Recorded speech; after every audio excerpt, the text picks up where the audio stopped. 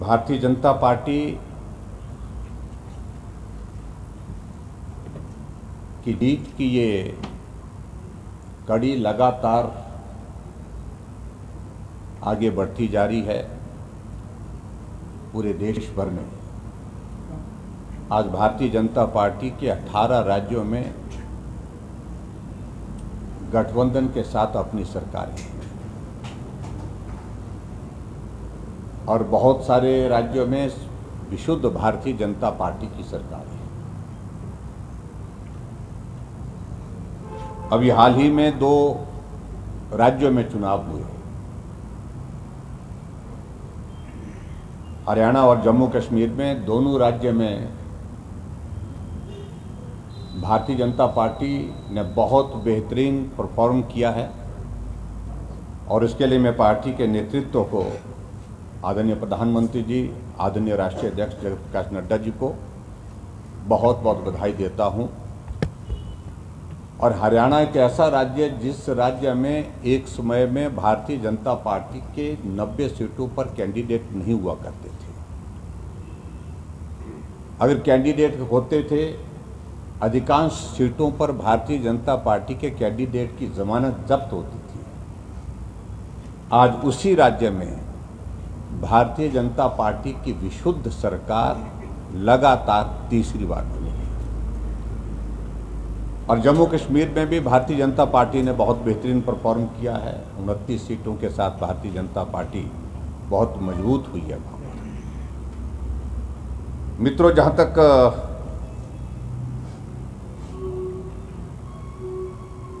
हिमाचल प्रदेश की अगर हम बात करें,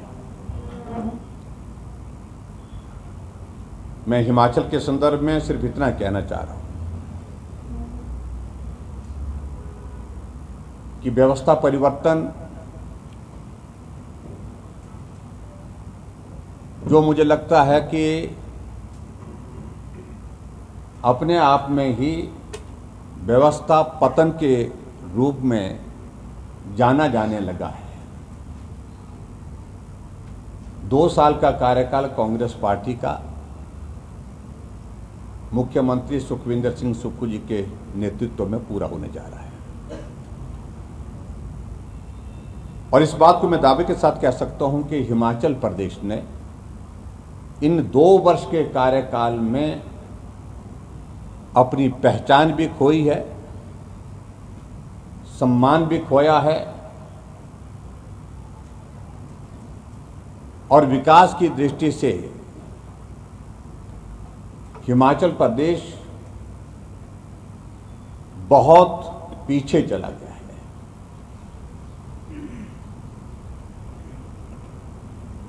मैं इस बात को मैं जरूर कहना चाहता हूं,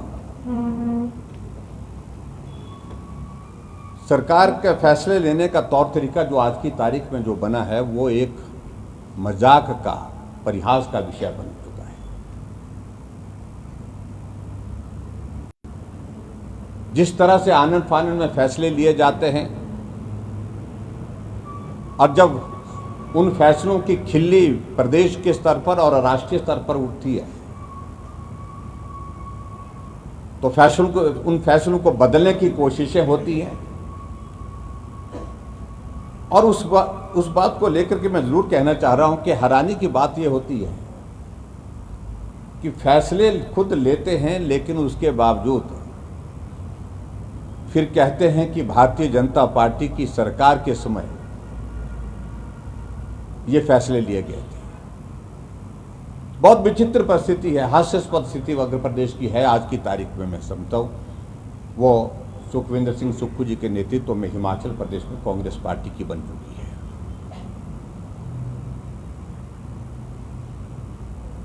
हिमाचल प्रदेश में जहां जो टैक्सीज का जो दौर चला है, सत्ता में आते ही डीजल की कीमतें 7 रुपए बढ़ा दी गई, सत्ता में आते ही बिजली की कीमतें बढ़ा दी गई, पानी पर टैक्स लग गया, सीमेंट की एक बोरी पर 125 रुपए की इंक्रीज 2 साल के इस छोटे से कार्यकाल में कांग्रेस की सरकार में हो गई।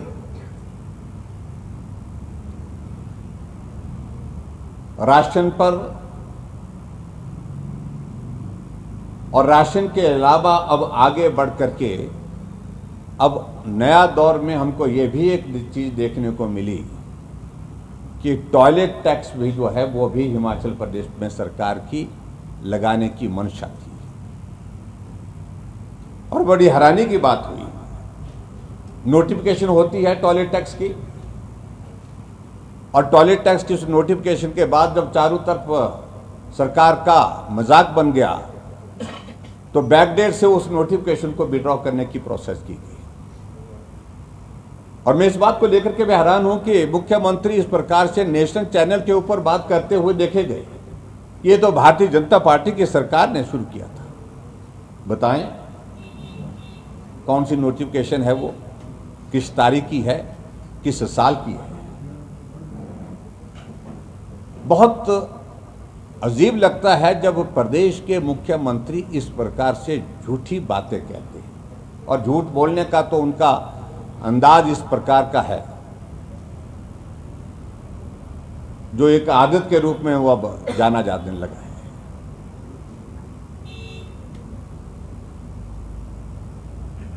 मैं हरियाणा के चुनाव में था तो हरियाणा के चुनाव के दिनों में चर्चा का विषय बना था। और हिमाचल प्रदेश की जो गारंटियां, हिमाचल प्रदेश की गारंटी के साथ साथ जो बातें उनने की थी, उन बातों का जिक्र हिमाचल प्रदेश की सरकार के हरियाणा के चुनाव के दौरान हर जगह सुनने को मिल रहे थे।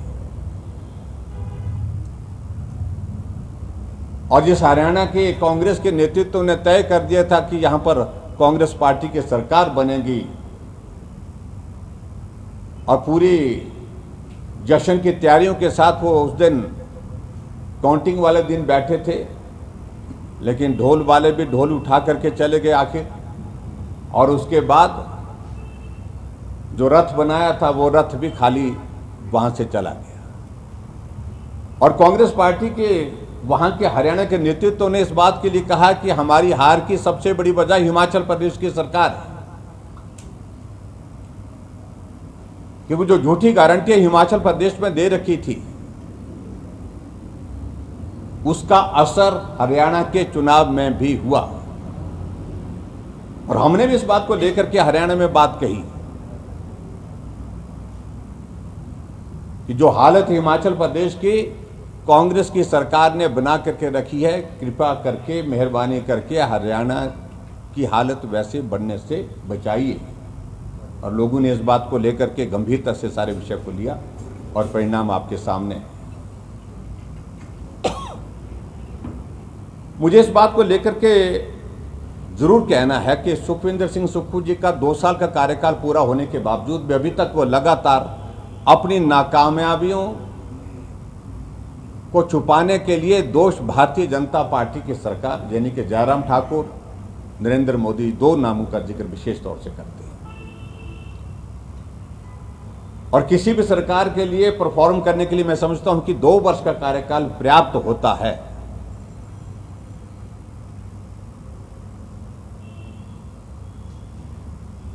और अभी तक हम हिमाचल प्रदेश में इस बात को देख रहे हैं कि जहां भी उनको मौका मिलता है वो ऋण की बात जरूर करते हैं। मैं जरूर कहना चाह रहा हूं कि जितना ऋण भारतीय जनता पार्टी की सरकार ने 5 वर्षों में हिमाचल प्रदेश में लिया, जब हमारी सरकार थी, उससे ज्यादा ऋण हिमाचल प्रदेश में 20 महीने से भी कम अवधि में कांग्रेस पार्टी ने ले लिया। और निश्चित रूप से हिमाचल प्रदेश आने वाले समय में दिसंबर जनवरी के महीने में 1 लाख करोड़ के ऋण के नीचे होगा। और ये 1 लाख करोड़ का ऋण का जो सारा श्रेय अगर किसी को जाएगा तो वर्तमान मुख्यमंत्री सुखविंदर सिंह सुक्खू जी के नाम जाएगा।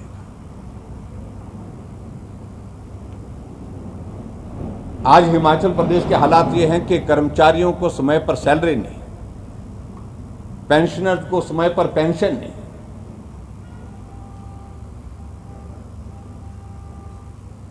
और ये विचित्र परिस्थिति हमने देखी अब की बार, जो आज से पहले कभी नहीं, जब मुख्यमंत्री हर महीने घोषणा कर रहे हैं कि सैलरी 5 तारीख को मिलेगी, पेंशन 10 तारीख को मिलेगी, यानी कि सैलरी और पेंशन की तारीखें घोषित मुख्यमंत्री कर रहे हैं। भारतीय जनता पार्टी के सरकार के समय में भी संकट रहा, कोविड का संकट रहा, 2 साल तक रहा, जब आर्थिकी पूरी दुनिया की तबाह हुई थी, लेकिन उसके बावजूद समय पर सैलरी हुई, समय पर पेंशन मिली, और कभी भी हमने सैलरी और पेंशन को लेकर के घोषणा नहीं की कि इतनी तारीख को सैलरी मिलेगी। आजकल हम देख रहे हैं कि मुख्यमंत्री बड़े उत्साह में, और उत्साह की वजह यह है कि केंद्र सरकार ने जो सेंट्रल टैक्सेस का जो स्टेट शेयर जो है वो एडवांस में 1490 करोड़ के लगभग जो है वो जारी किया है हिमाचल प्रदेश को। उसके कारण अब कह रहे हैं कि सैलरी 1 तारीख को नहीं 28 तारीख को मिल जाएगी। अगर 28 तारीख को मिल रही है सैलरी, तो इसकी वजह यह है कि केंद्र सरकार ने हिमाचल प्रदेश को एक मुश्त पैसा दे दिया है। और इस बात को लेकर के मैं हैरान हूं कि हिमाचल प्रदेश के मुख्यमंत्री एक बार भी केंद्र सरकार का आभार व्यक्त करने के लिए शब्द नहीं निकाल पाए, जबकि हकीकत यह है अगर सैलरी मिल रही है तो इस वजह से मिल रही है जो केंद्र का जो रेवेन्यू डेफिसिट ग्रांट का जो 530 करोड़ रुपए हर महीने का आता है, उसकी मदद से हिमाचल प्रदेश में कर्मचारियों को सैलरी मिल रही है।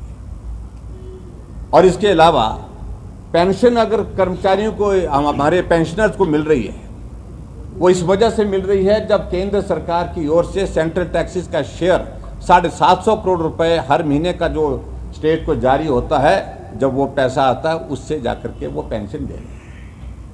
अगर केंद्र सेंट्रल टैक्सेस का शेयर और रेवेन्यू डेफिसिट ग्रांट की पैसे की अगर थोड़ी सी भी वहां पर अगर आगे पीछे हो जाती है, तो हिमाचल इस हालात में होगा कि हिमाचल कर्मचारियों को सैलरी नहीं दे पाएगा, पेंशन को पेंशन नहीं दे पाएगा। ये परिस्थिति हिमाचल प्रदेश की है। और अब तो टॉयलेट टैक्स के बाद एक चर्चा का विषय और भी हिमाचल प्रदेश में बन गया। वो विषय बन गया कि बस में जो सवारी के साथ जो सामान जाएगा उसकी भी दरें तय कर दी। 0 से 5, कुल टिकट का 1/4, और इसी तरह से 5 से 15 अलग अलग स्लैब बना दी गई उसकी। और जब ये सारी चीज को लेकर के शोर पड़ा कि क्या स्कूल में जाने वाले बच्चों का, क्योंकि उनका जो बैग होता है उसका वजन 5 किलो से ऊपर ही होता है, क्या उसका भी किराया लिया जाएगा? तो इस बात को लेकर के जो उप मुख्यमंत्री जिनके पास ट्रांसपोर्ट डिपार्टमेंट है, वो क्लैरिफिकेशन देने के लिए कोशिश कर रहे थे। और जो नोटिफिकेशन की गई है उस नोटिफिकेशन में बड़ा साफ है कि जो दरें आपने तय की है उन दरों के मुताबिक हिमाचल प्रदेश में जो है वो बसों में चलने वाली, जो HRTC की बसों में सवारियां जो चलने वाली हैं, उनसे उनके साथ सामान का भी जो किराया आप लेने का फैसला कर चुके हैं। तो आने वाले समय में ये भी स्थिति होगी कि बस में सफ़र करते हुए कंडक्टर को तराजू भी साथ में रखना पड़ेगा, और जो सामान आपके हाथ में होगा, चाहे वो लैपटॉप है, चाहे वो आप स्कूल के बच्चों का बैग है, वो उनको तोलता हुआ दिखेगा। बहुत विचित्र फैसले लिए जा रहे हैं हिमाचल प्रदेश में। और जैसे मैंने कहा कि व्यवस्था परिवर्तन के नाम से ये व्यवस्था पतन होते हुए हम हिमाचल प्रदेश में देख रहे हैं। भारतीय जनता पार्टी की सरकार के समय में डेवलपमेंट के जो प्रोजेक्ट सारे उन्होंने लगभग रोक दिए हैं। हम इस बात को भी देख रहे हैं कि इलेक्ट्रिसिटी बोर्ड में अभी जो फैसला लिया गया, 51 पद SC, एक्सचेंज, SDO के समाप्त कर दिए गए। और आज हम खबर देख रहे हैं कि 51 पद ड्राइवरों के भी समाप्त कर दिए गए। 81 मुझे लगता है कि बेहतर होता कि जो सीपीएस आप बनाया है, जिसपे 8 से 10 लाख रुपए प्रति माह आपका खर्चा एक सीपीएस पर पड़ रहा है, अगर शुरुआत वहां से करते तो शायद मुझे लगता है कि पूरा हिमाचल उस सारी चीज को लेकर के गंभीरता से भी लेता, उस सारी चीज का अभिनंदन भी करता। एक तरफ मुख्यमंत्री विधानसभा के अंदर कहते हैं कि बहुत बड़ा आर्थिक संकट है और आर्थिक संकट के चलते मेरे मंत्री, मेरे सीपीएस 2 महीने की सैलरी डेफर करेंगे, यानी कि विलंबित करेंगे। और कुछ चैनल में, कुछ अखबारों में इस सारी चीज से इसको इस प्रकार से भी रिपोर्ट किया कि सुखविंदर सिंह सुक्खू जी ने 2 महीने की सैलरी छोड़ दी, मंत्री और सीपीएस ने। लेकिन हकीकत ये नहीं है। हकीकत यह है कि 2 महीने की सैलरी विलंबित करने के लिए उन्होंने कहा था, यानी कि तीसरे महीने 3 महीने की सैलरी इकट्ठा लेंगे। ये भी हास्यास्पद एक फैसला था हिमाचल प्रदेश सरकार का।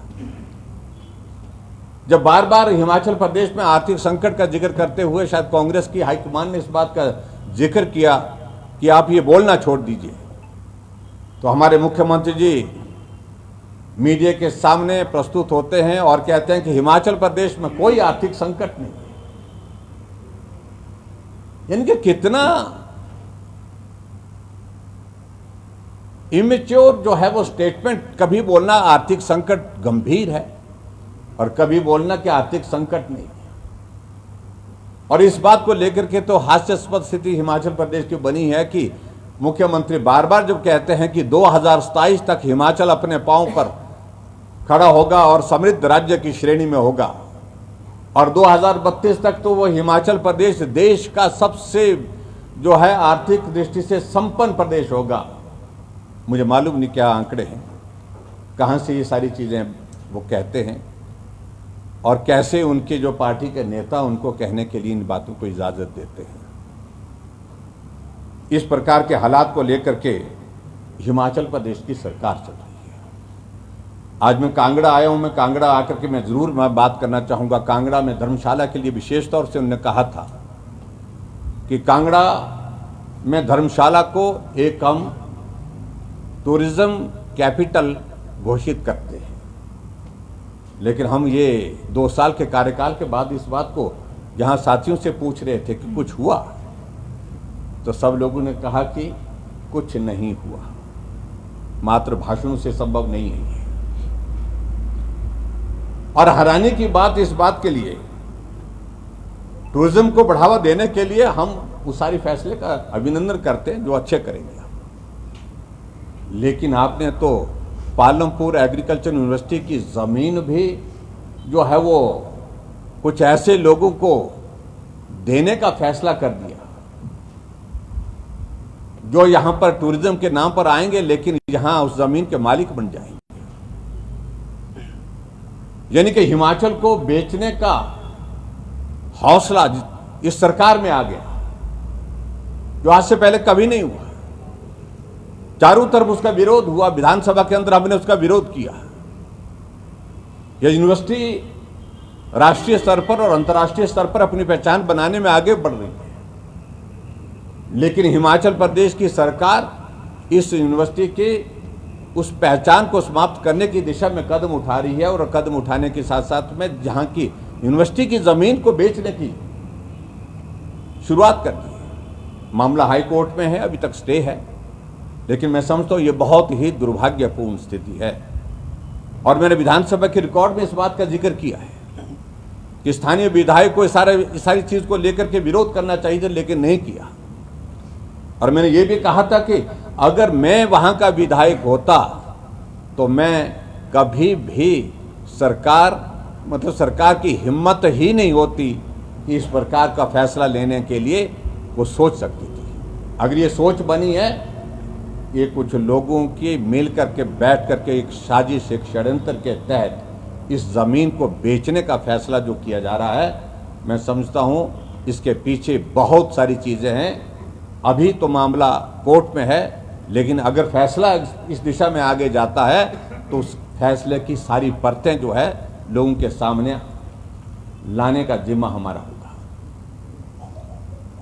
इसलिए मित्रों, मैं इतना जरूर कहना चाहता हूं, 1000 से ज्यादा हिमाचल प्रदेश में संस्थान बंद कर दिए। अभी तक भी हिमाचल प्रदेश में वो बंद करने का कार्यक्रम लगातार यथावत चला हुआ है। ये परिस्थिति हिमाचल प्रदेश की है। 2 साल का कार्यकाल पूरा होने जा रहा है, लेकिन 2 साल के कार्यकाल में एक भी काम जमीन पर ऐसा नहीं है जिस काम की शुरुआत सुखू जी ने अपने कार्यकाल में की थी, कांग्रेस की सरकार ने शुरू की थी, और आज उसका उद्घाटन करने की स्थिति में उसको पहुंचाया हो। अगर हो रहे हैं उद्घाटन, वो वही हो रहे हैं जो विकास कार्य भारतीय जनता पार्टी की सरकार ने हिमाचल प्रदेश में शुरू किए थे, वो बन करके पूरे हुए हैं और उसके बाद वहाँ पर उद्घाटन की प्रक्रिया शुरू की है। मैं आप सबके बीच में सिर्फ इन्हीं विषयों को लेकर के अभी यहाँ पर एक बात विशेष तौर से, एक मुद्दा जो बार बार जिस बात के लिए हमारे साथियों ने एक बार ने अनेकों बार जिक्र किया है, और वो जिक्र इस बात के लिए किया गया था, जो सेंट्रल यूनिवर्सिटी का जो कैंपस यहाँ धर्मशाला में बनना है, उस कैंपस के लिए सिर्फ जो है जो कंपनसेटरी एफॉरेस्टेशन का 30 करोड़ रुपए जमा होना था, और वो पैसा अभी तक भी जमा नहीं किया गया। आज भी हम यहाँ अपने सर्किट हाउस में बैठे थे, तो हमारे साथी बात कर रहे थे हिमकेयर का। हिमकेयर लगभग बंद कर दिया। हिमकेयर के अंतर्गत जो है लगभग 400 करोड़ रुपए की लाइबिलिटी स्टेट गवर्नमेंट के ऊपर है, जिसको वो क्लियर ही नहीं कर रही है। अनाउंस किया कि हम प्राइवेट सेक्टर में हिमकेयर को अलाउ नहीं करेंगे, और जब हमने इस बात को पूछा कि क्यों नहीं करेंगे, कहा कि घपले। हमने कहा जांच करिए, जो दोषी है उनके खिलाफ कार्रवाई करिए, लेकिन कोई भी इस प्रकार की बात नहीं है। हकीकत यह है कि ये हिमकेयर को बंद करना चाहते हैं। और प्राइवेट सेक्टर में मैं इस बात को मैं ज़रूर कहना चाहता हूँ, अगर हमने हिमकेयर को लाने का फैसला किया था, उसकी वजह ये थी कि गवर्नमेंट हॉस्पिटल्स में, मेडिकल कॉलेजेस में वर्कलोड इतना ज़्यादा रहता था। जो इन्वेस्टिगेशन की प्रोसेस होती हैं उसमें कई बार एमआरआई की डेट 2 महीने के बाद मिल रही है, सीटी स्कैन की डेट 3 महीने बाद मिल रही थी, अल्ट्रासाउंड की डेट 20 दिन बाद, 1 महीना बाद मिल रही थी, और तब तक के लिए उस मरीज़ को उस पीड़ा के दौर में से गुजरना पड़ता। तो हमने कहा कि मरीज़ का इलाज जल्दी हो, ये सारी चीज़ के कोई मैकेनिज्म हमको डेवलप करना चाहिए, इसलिए हमने प्राइवेट सेक्टर का उसमें इंक्लूजन किया था। और दूसरी बात, जो हमारी आयुष्मान भारत की तर्ज पर हिमकेयर में हमने एक बीमारी के इलाज के लिए कितना खर्च किया जा सकता है, परमिसिबल उसमें एक्सपेंडिचर कितना हो सकता है, वो भी उसमें मेंशन है। ये जो झूठी बातें अफवाह कर रहे हैं, ये संभव नहीं है। एक भी, मैं बार बार इस बात को कहता रहा कि आप उदाहरण दीजिए, आप इन्वेस्टिगेशन करिए, जांच करिए, जांच के बाद हमको बताइए कि कहाँ घपला हुआ है। घपले की बातें सिर्फ कहने के लिए हो रही हैं, लेकिन हकीकत यह है कि इनकी इच्छा एक ही है कि हिमकेयर को किसी न किसी तरीके से बंद किया जाए, और शुरुआत उनने प्राइवेट सेक्टर से की है, और अब आने वाले समय में अब दौर ये आ गया है कि गवर्नमेंट सेक्टर में भी हिमकेयर बंद करने की स्थिति में पहुंच चुका है। तो मित्रों, ये कुछ एक पॉइंट्स पर मुझे जनरल सी बात की मैंने, आज मैंने आपको स्पेसिफिक कोई एक इशू नहीं लिया, लेकिन 2 साल का कार्यकाल हिमाचल प्रदेश का अत्यंत निराशाजनक रहा है, हास्यास्पद रहा है। हिमाचल की सरकार किस प्रकार से इमेच्योर, अपरिपक्व नेतृत्व में चल रही है, इसके कारण जग हंसाई का विषय बनी हुई है पूरे देश भर में। और जिस प्रकार के फैसले कांग्रेस पार्टी का नेतृत्व हिमाचल प्रदेश में ले रही है, वो फैसले जनहित में नहीं है, और हिमाचल प्रदेश में आज लोग अनुभव कर रहे हैं कि बहुत बड़ी गलती हुई है। 2 साल पहले झूठी गारंटियों के झांसे में आकर के ये सरकार बन रही, और जो सरकार आज हिमाचल प्रदेश को हर क्षेत्र में एक तबाही के कगार पर पहुंचा करके छोड़ दी है। इसलिए मैं आप सबके बीच में इतना ही कहना चाह रहा हूं कि हिमाचल प्रदेश की सरकार के बारे में मुझे लगता है कि आने वाले समय में अब बहुत जल्दी कांग्रेस पार्टी का नेतृत्व भी विचार कर रहा है। जो फैसले सरकार ने यहाँ पर लिए हैं, जिसके कारण दूसरे राज्यों में भी नुकसान हुआ है, भारी भरकम नुकसान हुआ है, कांग्रेस पार्टी को उन सारी चीज़ों को लेकर के शायद कांग्रेस पार्टी नई चीज़ों को लेकर के विचार करने की दिशा में आगे बढ़ रही है। सर, दो इश्यूज हैं सर, उसमें आपका और आपकी पार्टी का स्टैंड आना बड़ा ज़रूरी है सर। सुधीर शर्मा जी ने चीफ मिनिस्टर के अगेंस्ट भी डॉक्यूमेंट्स इतने सारे सर एलिगेशंस लगाए थे ड्यूरिंग इलेक्शन, तो उसके लिए पार्टी जो है वो सेंट्रल विजिलेंस डिपार्टमेंट या कोर्ट में क्यों नहीं गई? और दूसरा सर कि जो मीडिया के साथ गवर्नमेंट कर रही है, जैसे कुल्लू में भी एक नोटिफिकेशन उनकी आई कि मीडिया जो है वो सीएम से दूर रहे, और आज भी राजेश धर्मानी उन्होंने 10 मीडिया पर्सन के ऊपर 5 करोड़ का डिफेमेशन का केस किया है। तो इन दो चीज़ों पर सर आपका स्टैंड चाहिए। देखिए, इस बात को लेकर के बड़ी साफ बात है कि जो सुधीर शर्मा जी ने जो चार्जेस लगाए हैं और उसमें डॉक्यूमेंट्स के साथ उसमें वो सारी एक एक चीज़ को प्रस्तुत किया है, वो प्रोसेस आगे सारी चीज़ें हैं, उसमें सारी चीज़ें ध्यान में हैं। पार्टी का स्टैंड बड़ा स्पष्ट है, गलत किया है तो कार्रवाई उस पर होनी चाहिए, कोई कन्फ्यूज़न नहीं उसमें है। दूसरी बात जो आपने विशेष तौर से कही कि जो हमारा लोकतंत्र का हमारा चौथा स्तंभ यानी कि मीडिया, अब इसको अपाहिज करने की दिशा में लगातार एक के बाद एक फैसले लिए जा रहे हैं। एफआईआर मीडिया पर्सन के खिलाफ होना मैं समझता हूँ बहुत दुर्भाग्यपूर्ण है, और उसके बाद नोटिस जारी होना, ये शुरुआत हो गई है कि कहीं भी कोई आदमी हमारे खिलाफ बोलेगा तो उनको धमकी से दबाया जाएगा, सरकार के दबाव में दबाया जाएगा। हम 5 साल सत्ता में थे, मीडिया लिखता था, पक्ष में भी विपक्ष में भी, और मैं समझता हूं कि मीडिया को स्वतंत्र होकर के अपना कार्य करने देना चाहिए, और इन सारी चीज़ों से बहुत चीज़ें ठीक भी होती है, सीखने को मिलता है, समझने को मिलता है। अगर हमारे में कमी है तो उसको सुधार करने का मौका मिलता है। लेकिन जिस प्रकार से हिमाचल प्रदेश की सरकार वर्तमान में कर रही है, एक आतंक पैदा करना चाह रही है मीडिया के ऊपर, मैं समझता हूँ ये बहुत दुर्भाग्यपूर्ण है, मैं इसको कंडेम करता हूँ। सर, आपका कार्यकाल था यार, आज कहीं बाहर खाने चले? तो चलो दिल्ली के most famous restaurant Chawla Delhi वाला चलते हैं, जो अब खुल चुका है अपने शहर पठानकोट में भी, जहां मिलेगा आपको इनका फेमस पिशौरी चिकन और वेज नॉन वेज में ढेरों जायकेदार वैरायटीज। चावला दिल्ली वाला, Pinewood decor tower, opposite novelty Hyundai, Dalhousie road, Pathankot. Call 7696588832। बाकी इन्हां कोल एक किटी हॉल भी अवेलेबल है, जिथे तुसीं अपनी छोटी मोटी पार्टीज या किटी पार्टी जिहड़ी ऑर्गेनाइज करवा सकते हो। लोकेशन है चावला दिल्ली वाला, first floor, Pinewood decor tower, opposite novelty Hyundai, Dalhousie road, Pathankot.